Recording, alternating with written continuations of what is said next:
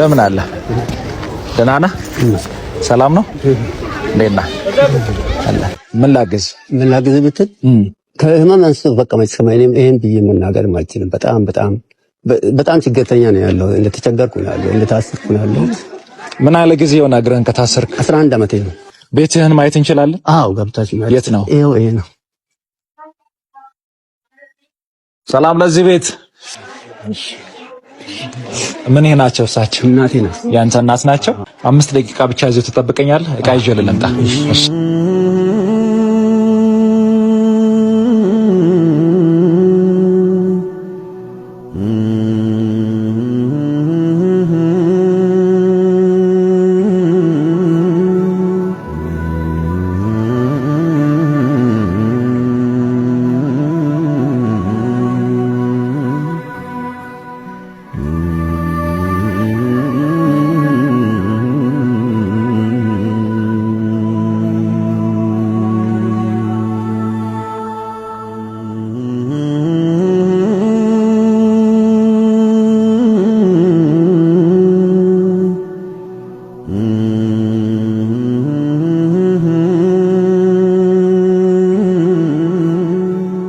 ደስ ብሏል?